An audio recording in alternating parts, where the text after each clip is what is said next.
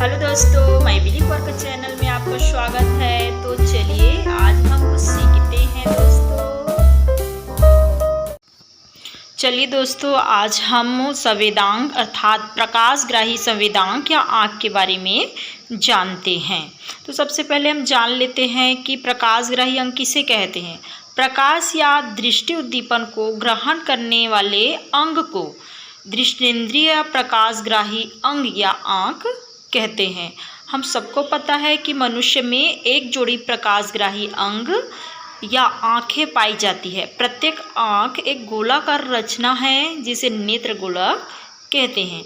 यह खोपड़ी के गड्ढे अर्थात नेत्र कोटर में सुरक्षित रहती है।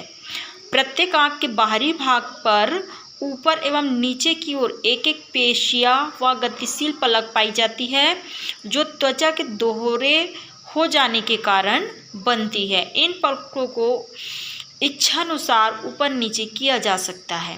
दोनों ही पलकों के सिरों पर पंक्तिबद्ध रोम या बरोनिया या आईलैशेस पाई जाती है। पलकें पूरी आँखों को बंद करके सुरक्षा देती है तथा नेत्र गोलक के ऊपर विभिन्न द्रवों को फैलाती है।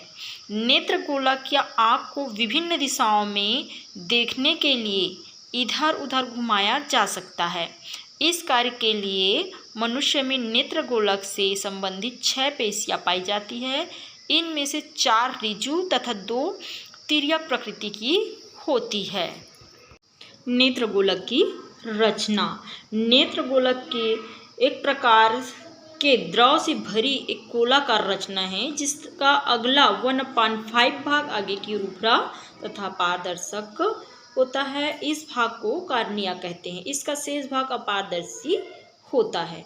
जो नेत्र गोलक की जो रचना है वो 3 स्तरों से मिलकर बना होता है। इसके सबसे जो बाहरी स्तर होता है उसे स्क्लेरा कहते हैं। यह नेत्र गोलक की सबसे बाहरी दृढ़ व समयोजित तकों की बनी स्तर होता है। यही जो स्क्लेरा या दृढ़ पटल है वो उभर कर पारदर्शी होकर कार्निया का निर्माण करता है, लेकिन जो शेष भाग होता है वो अपारदर्शी होता है। यह नेत्र गोलक को एक आकृति देकर इसकी रक्षा करती है तथा पेशियों को संधि स्थान देती है। दूसरा है इसका रक्तक पटल या कोराइड। यह नेत्र गोलक के बीच का स्तर है। यह भी समयोजित तकों की बनी होती है। इसमें कोशिकाओं का जाल बिखरा रहता है। इसमें वर्णक कोशिकाएं बिखरी होती हैं जिनके वर्णकों के कारण मनुष्य की आँख काली, भूरी, नीली दिखाई देती है। यह स्तर रंगीन पर्दे का काम करती है और प्रकाश की किरणों को आँख के अंदर परिवर्तित करके संवेदी कोशिकाओं पर पड़ने से रोकती है, जिसके कारण रेटिना पर ग्राफ प्रतिबिंब बनता है। रक्तक पटल अग्रभाग में कार्निया के पीछे दृढ़ पटल से अलग होकर एक डिस्क के समान रचना बनाती है जिसे आइरिस कहते हैं।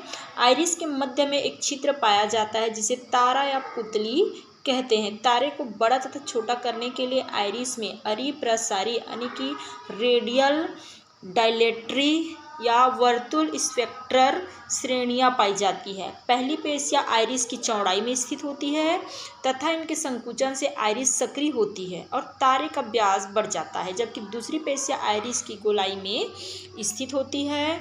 इनके संकुचन से आइरिस की चौड़ाई बढ़ती है और पुतली का व्यास घट जाता है।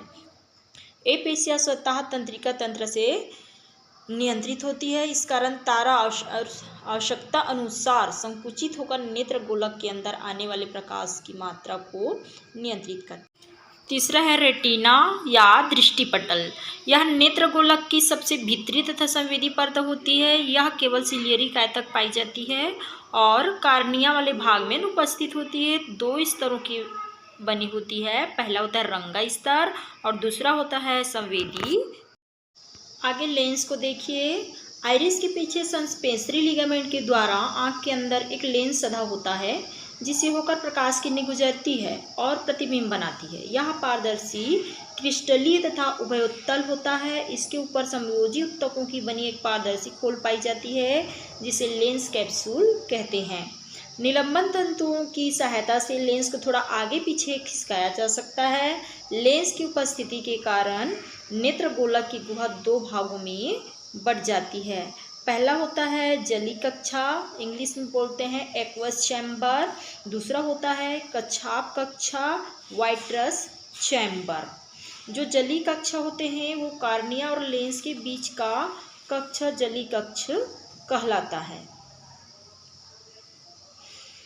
इसके अंदर जल के समान एक द्रव एक्वस ह्यूमर भरा होता है। यह कक्ष भी 2 कक्षों में बटा होता है, आइरिस के आगे का अग्र कक्ष तथा पीछे का पश्च कक्ष। वाइट्रस चैम्बर नेत्र गोलक में लेंस के पीछे का कक्ष कच्छाप कक्ष तथा इसके अंदर का अंडे की जेली के समान द्रव कच्छाप द्रव कहलाता है। एक्वस तथा वाइट्रस द्रव सिलियरी काय द्वारा स्त्रावित किए जाते हैं, जो नेत्र गुहा में एक निश्चित दबाव बनाए रखते हैं। फलतः नेत्र की तीनों स्तरें यथा स्थान बनी रहती है। इसके अलावा ये आँख को संकुचित होने से बचाते हैं। यह वीडियो अच्छा लगे तो मुझे लाइक, कमेंट एवं शेयर कीजिए तथा मेरे चैनल को सब्सक्राइब जरूर करिए। धन्यवाद दोस्तों।